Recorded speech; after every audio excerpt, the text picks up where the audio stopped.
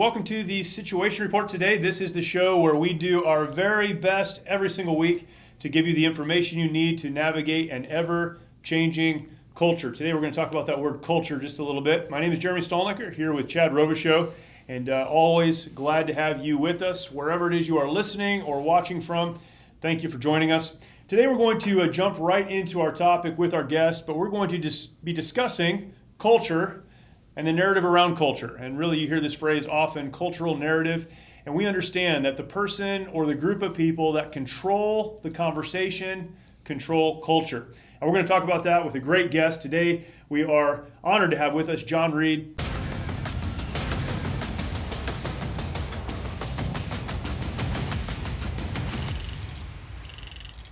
John currently is the host of news radio WRVA's daily morning drive time talk show. That's a mouthful, John. But John's background, his bio is fascinating. We were just talking about this a minute ago. And instead of trying to tell you myself what John has done, John, if you could tell us your story, I would love to hear it. You've done everything from one end to the other, including being an Eagle Scout. So there's a lot of life there. Can you share that with us? We'd love to hear your story, how you got involved in really this broader cultural conversation. Yeah, I always wanted to do television. And for a while there, that was my focus, was doing radio and TV.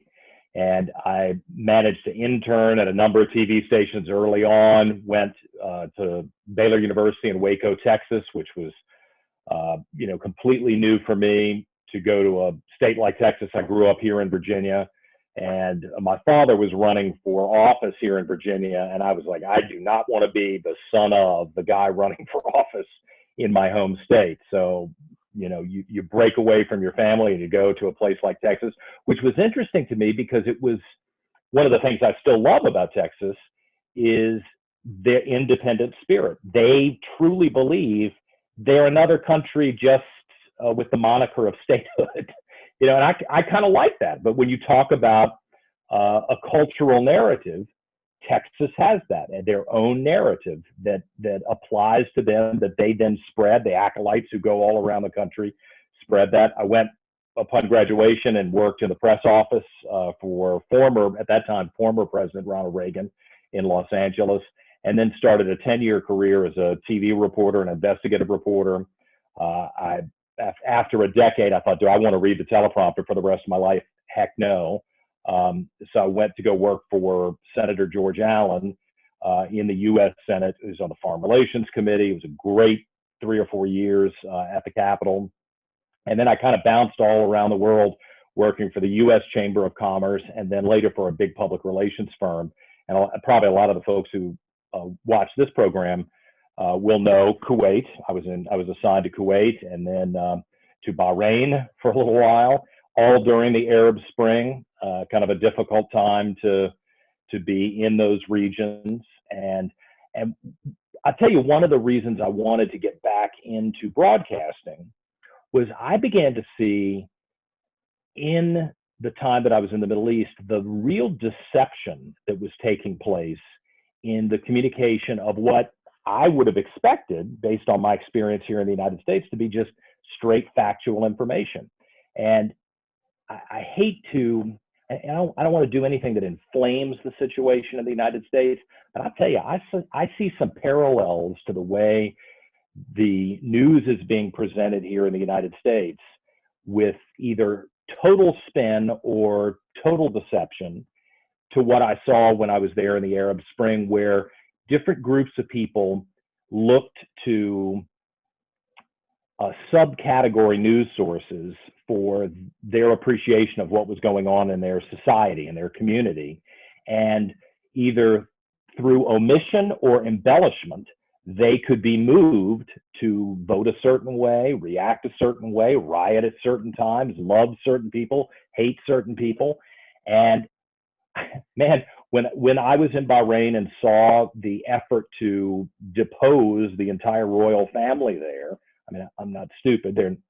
Some of them are not the greatest, nicest people in the world, but they're sure as heck a lot better than some of the zealots that would have taken over and been very difficult. I came back home and I thought, man, I am seeing that same behavior from the media here. And then Donald Trump arrives, and then it was on steroids. It was a media that would deliberately obscure certain stories, deliberately embellish certain stories, some things that, let's just take President Biden now. President Biden can make a comment that, maybe if you're giving the guy the benefit of the doubt, he just slipped up and didn't use the right words. I mean, we all do that. I do 4 hours of radio every day, and not everything comes out as I would like for it to come out. So, you want to give Joe Biden, Republican or Democrat, the old mindset in this America is give him the benefit of the doubt. Don't assume the worst. And I'm fine with that as long as we do it for both sides. But the things that Joe Biden says today, not to make this hyper political, are things that would have caused Donald Trump to be crucified. And I on my program, I'm pretty honest with everybody that I'm a Republican. I've worked as a Republican communicator. I've been with conservative groups around the world, but I'd like to be even-handed in both my assessment of what's going on and me calling out the mainstream press for not being upfront about what they're doing, whether they're obscuring something or embellishing it to try to push people one direction or another.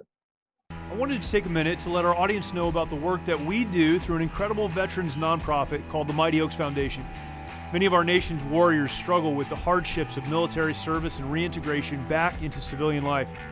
Often they leave broken homes in their aftermath and comprise one of the most at-risk groups for suicide, with over 20 veterans who take their lives every single day. Mighty Oaks tackles this critical issue with our faith-based, peer-to-peer resiliency and recovery programs offered at no cost to our honored servicemen and women at beautiful ranches across the United States. Mighty Oaks has one of the highest success rates of any program available anywhere. Visit mightyoaksprograms.org to learn more about how you can make a direct impact in the lives of our servicemen and women to help them find a new life purpose through hope in Christ. Again, that's mightyoaksprograms.org. Witnessing the transformation that these men and women go through is absolutely incredible. There are no words to describe seeing warriors restored to the lives they were created to live, changing their legacies for eternity. Your support is needed now more than ever and will ensure that our programs are here for our warriors who are in desperate need. Again, the website is mightyoaksprograms.org. Yeah. I think when you look at journalism has really shifted to propaganda, which is so dangerous for our country.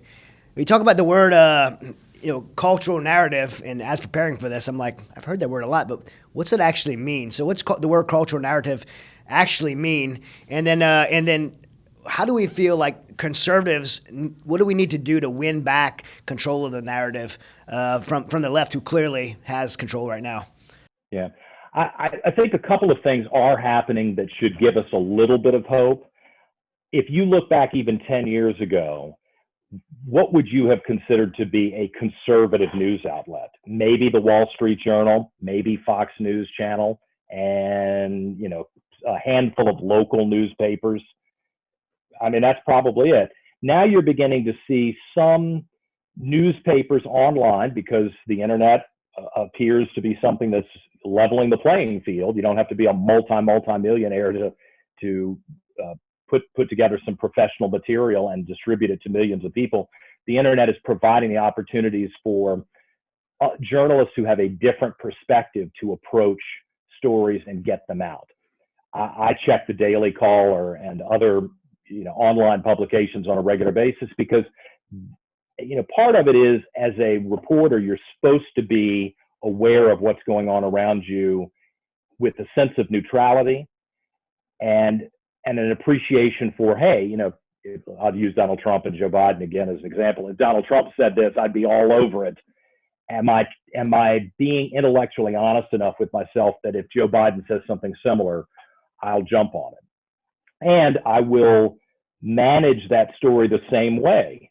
And it's clear that the Washington Post, the New York Times, a lot of the other newspapers, I hate to say this, but our statewide paper here in Richmond, which I used to just love, and I still have a lot of friends who work there who are journalists and photographers and editors there, it is just coming at it from a leftist perspective, and they have no interest in promulgating conservative stories. So what do you do in that situation? You've got to create your own outlets so that the stories that you care about do get covered, and that they're covered fairly, and that the other side of the story is presented. Hopefully it doesn't go so far. I got myself in a little bit of trouble this weekend because I don't know, you saw the story about the women's soccer team supposedly turning away during the national anthem.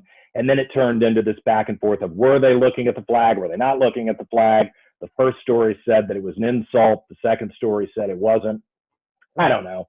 I'll tell you, having been a PR guy, the first thing that the U.S. Olympic Committee would do is call in a PR guy, like, how can we spin this or fix it so that we don't lose endorsements and we don't lose eyeballs during the Olympics. So I'm not sure what actually occurred, but I hope that all of us on the conservative side of the spectrum will be aggressive in reporting stories that we think are important to our cultural perspective and our listeners and our readers, but we'll also be intellectually honest about what we're doing. And if I had one fear here, it's that any Yahoo can get on the internet and they can create something that looks like a legitimate website.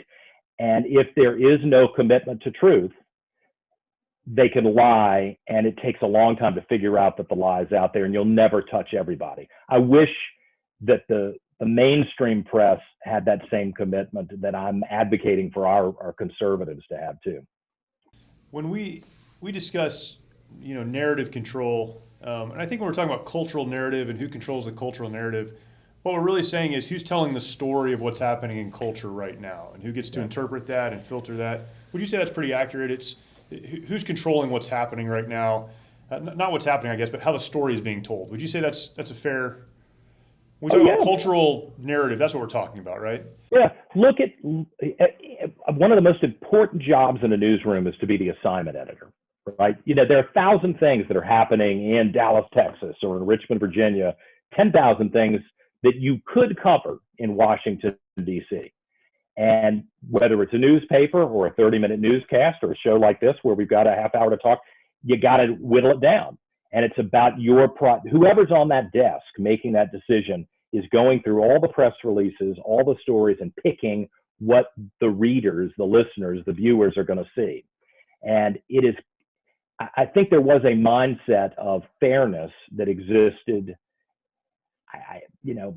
at least 25 years ago when I first started in journalism. I'm not stupid. They were pretty much all left of center people who were working in the newsrooms. I think that's who's attracted to that. But they were much more objective about the stories they were picking. I don't think that's the case now. I think it's totally a menu from the left-wing interest intersection rather than the right wing. And thus, most of the population consumes news that drives that narrative. For example, if there is a protest that involves violence in front of an abortion clinic today, it is going to be the lead story on the local news. It could well be a front page or regional story in one of the major national newspapers. If there is an pro-life march with 1,000 people and a prominent pastor who has 10, 20,000 people, signed up as members of their church, that probably isn't going to make it in the newscast at all. And it isn't the difference between a peaceful protest and violence, it's the subject matter.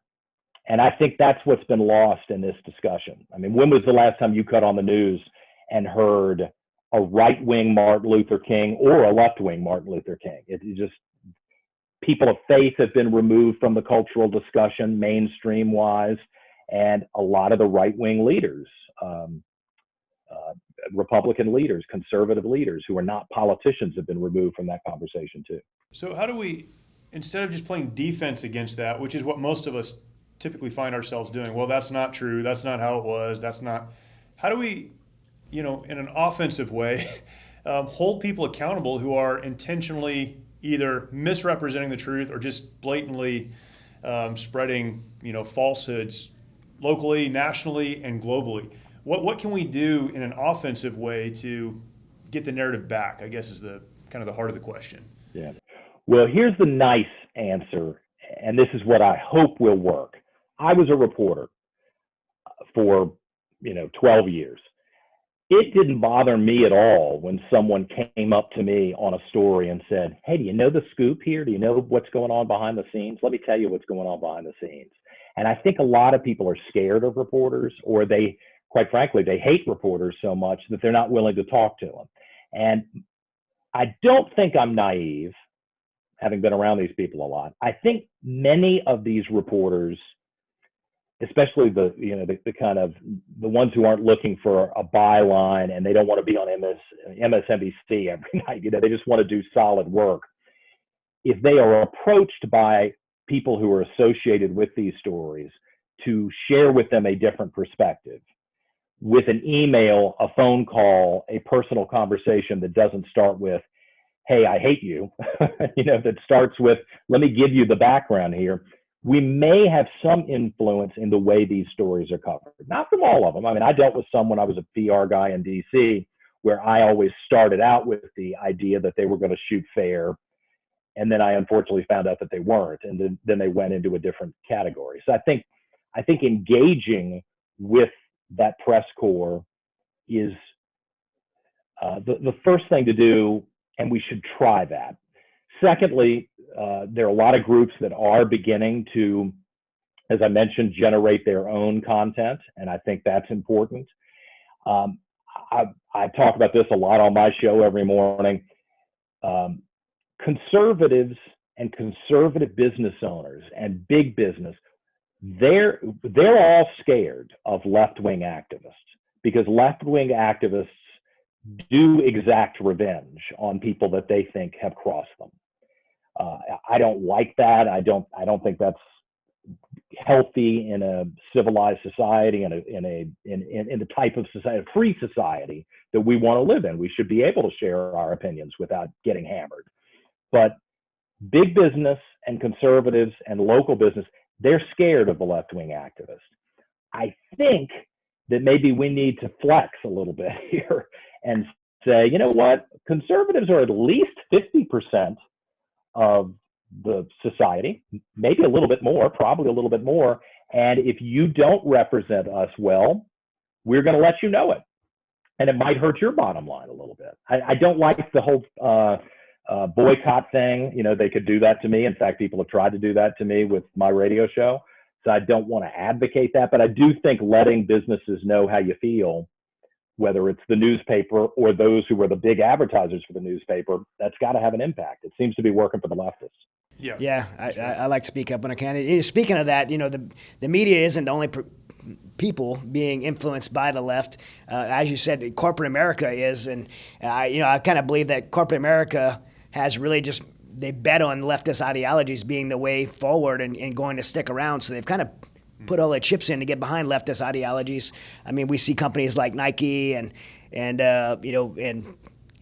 everybody jumped on the Pride Month bandwagon. Everybody's logos turned rainbow, and it just it seems to be the corporate America has went along with this being woke mentality, and I think they really believe that that's the majority of America. How does the rest of the country overcome that with these leftist institutions? How is the rest of the country able to let these companies know and that's not where they, that's not where their beliefs are? Yeah. Well, the financial incentive or disincentive is important, but it's so awful. I worked for President Reagan post White House, and I remember thinking, man, the Berlin Wall is coming down. The Soviet Union is breaking up. We've won.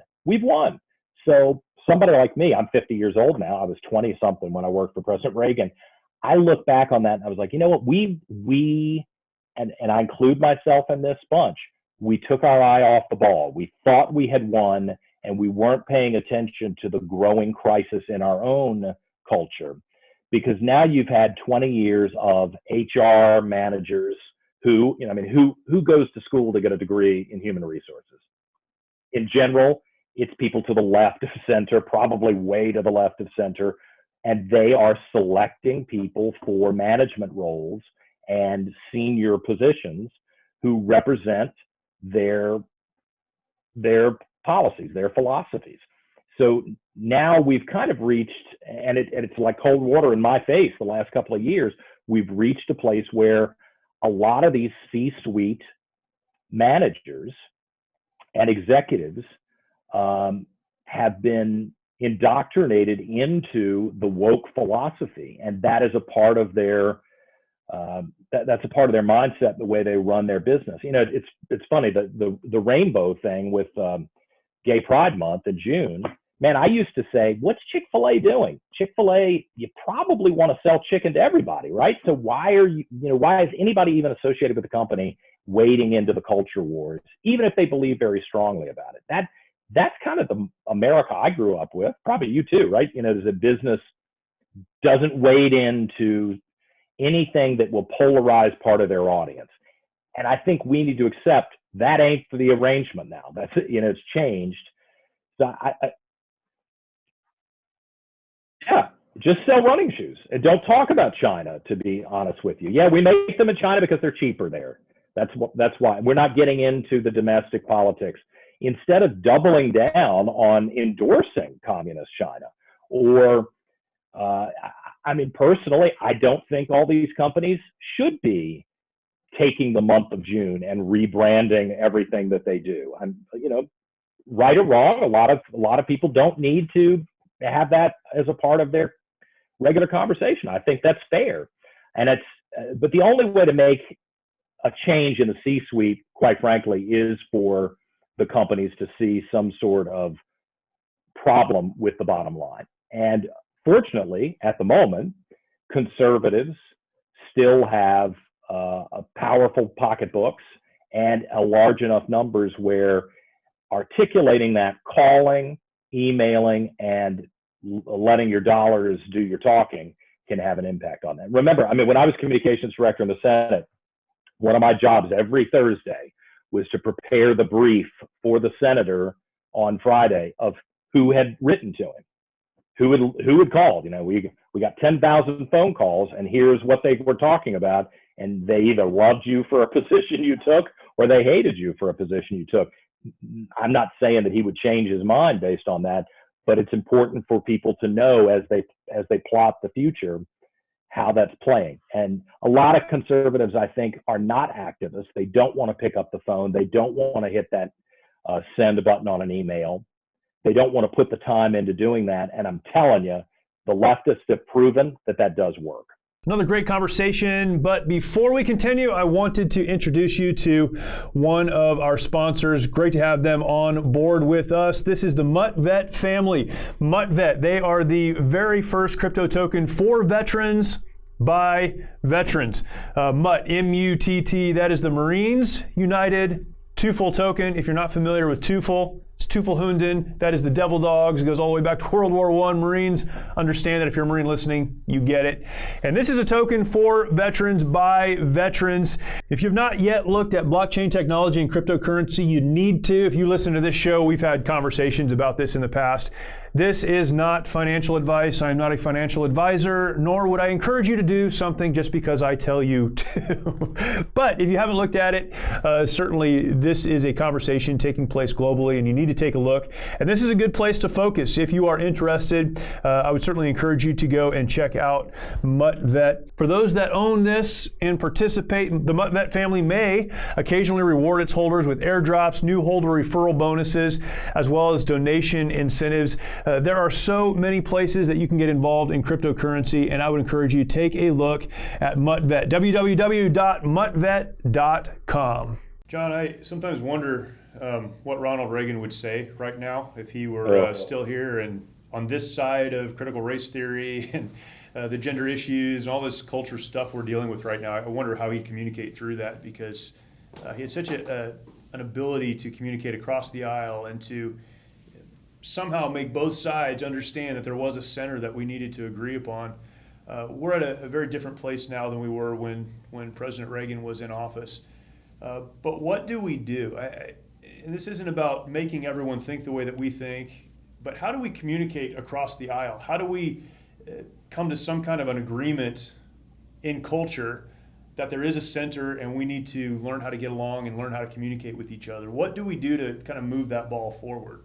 And the Reagan question, I think of every morning, because here I've got this platform with the radio show. And so many times as I get ready for the show, I'm thinking, oh man, we are losing. This is terrible. The stories that I'm talking about are terrible stories. The uptick in crime. We had 10 people shot and killed in Richmond last weekend. So on Tuesday morning, when we came back on the air, I'm thinking, all right, how do I talk about this in a way that lays bare the ugly reality, but still gives my listeners, whether I've got them for 10 minutes or an hour or the whole 4 hours of the show, at the end of the program, they're not devastated and giving up on society. They actually want to engage in a positive way. And I think that was one of the great communication elements of Ronald Reagan. Was, think about it, the 70s were pretty lousy, especially the end of the 70s, economically, socially. Things were not going well in America. And while President Carter probably was a decent person, he was not able to rally the public to greater things, to noble aspirations, to work hard and have faith in the country and in themselves. And is one of the reasons that I like you guys at Mighty Oaks. I'm telling you, is every interaction that I've had with anyone associated with you, and the documentary that you did, the mailers that you send out, the things that you have on the internet. There's some tough, really devastating issues that your folks are dealing with, but you're always shining the flashlight, like, here's the direction, here's where we go, here's where we get out of this. And I think doubling down on a lot of the traditional values that we've had in this country, explaining why capitalism works, explaining the importance of family. I think people are going to get that.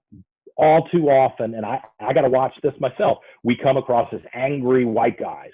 That's the label they've given us. And I have to look in the mirror at the end of the show and say, was I an angry white guy, a stereotypical angry white guy today? Or was I'm not sure that I'm ready to be the senior statesman, elder pastor at the church, not ready to take on that role, but was I shining the flashlight, as you all do, to show people, hey, the cave is coming in around you, the tunnel is collapsing, here's how we get to the other side. Yeah, that's awesome. Yeah, thanks for saying that too, by the way.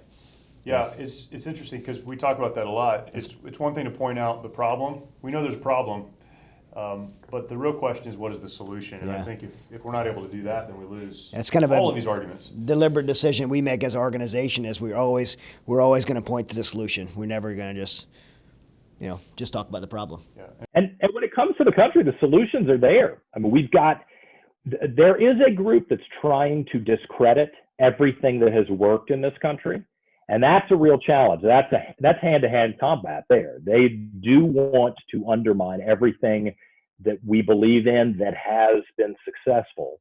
I think that we can hold up a lot of stories for the minority community, for women, for gay men and women, you pick whatever group appears to be subdivided in this country and relegated to minority status. I think we've got data and anecdotes that will give them hope that we can help them to that light. We just gotta stay focused on that, not react in an angry way.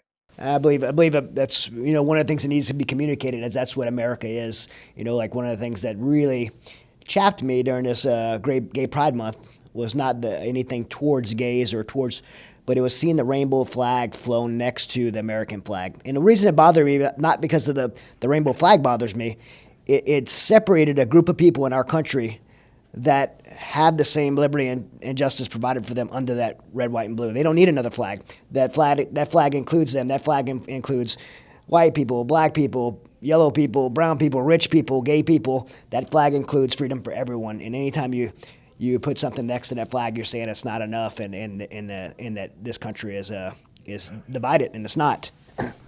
I completely agree with you, and we didn't talk about this in my bio, but I'm a gay guy, and I had the same reaction you did. I don't want to be subdivided out.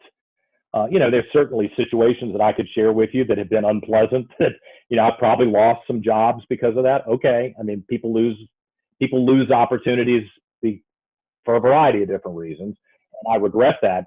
But I still believe that American flag, that American promise applies to me. And I think we're getting closer and closer to where that issue, when I say it and articulate it to a group like your audience, it's not a disqualifier, unless I want it to be, unless I want to walk away and behave in a way that drives people away from me. Yep, you're exactly right. That flag is inclusive of everyone. Of all beliefs, of all religions, however we grew up and however we choose to live. That's inclusive for all of us, and that's what as a veteran, that's what I fought for, and that's what that flag stands for. And that's what we need to get back to. John, spoken so well. I think you're exactly right. It's we have problems. Let's figure out what the solution is and move there together. Man, appreciate your insights so much. Where can people follow you, find out more about you? I was on your Facebook page earlier. You've got a lot of commentary there. Where do you want to point people to so they can follow what you're doing? I'm always trying to drive up my numbers on Facebook until Donald Trump creates something that's perfect where we won't get bumped. And I have not been blocked. I've not been suspended. I don't know. Maybe they're not paying close enough attention to me, or I am walking the line and not getting myself in trouble. But the John Reid Show, WRVA on Facebook. Of course, I broadcast my show from 6 to 10 every morning on WRVA.com. It's a pretty big legacy, huge flamethrower of a radio station, 50,000 watt voice of Virginia in Richmond, Virginia. So one of the legacy stations that you can hear up and down the East Coast, 1140 AM, WRVA.com. And I was so impressed by your documentary that I got a chance to see at your red carpet premiere a couple of weeks ago. I'm really flattered to be included in the projects that you're working. I really appreciate the invitation. We're so glad found out you were there. So. Yeah, it's something else we could talk all day, and we're going long now. But you were with the Iraq and Afghanistan Veterans of America for a while, and so your connection to us and the work we do in veterans is man, appreciate the work you're doing and being out on the front lines on that. Thank you for doing it.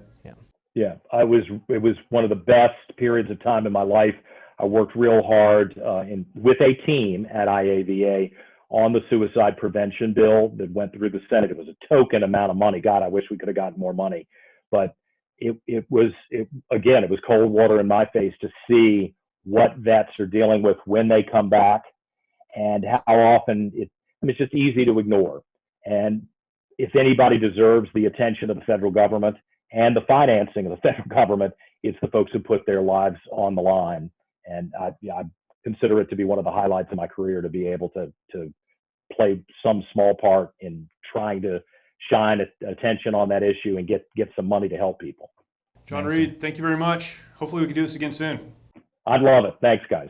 So thankful for John's perspective on these issues. Man, such a diverse background that really there probably is no one better to speak on culture and controlling the narrative. I'm glad we could have this conversation. So many wonderful things were said, but I want to boil down just a few key thoughts for you in today's situation report. First of all, we understand that someone is controlling the narrative. What does that mean? It means that the story that is being told about culture is being controlled. It's being controlled often by individuals or groups of people who may be opposed to you and to me in terms of philosophy and how we understand the world. So we have to understand there is someone controlling the information that we are receiving. What do we do about that? That's number two. We must stand up for what we believe in. And again, John explained this in terms that we can understand. This isn't about being rude or unkind. This is about simply standing up for what we believe to be true. We have to use the voice that we have been given. Again, this is a point we come back to again and again and again. But finally, he wrapped this up so well. What do we do as we're standing up for what we believe in? We need to learn how to point to the light, as John said. We may have different opinions and different views. There may be two sides to the narrative that is taking place. But the best way to find the middle, the best way to find the common ground with other people is to acknowledge that there are problems, to identify the light, or to identify the solutions and to begin moving forward toward those solutions together. There is a path forward, but it's going to require a tremendous amount of work and focused communication, but we can do it. And that is today's Situation Report. Again, thank you for watching. Thank you for listening. We will talk to you next time.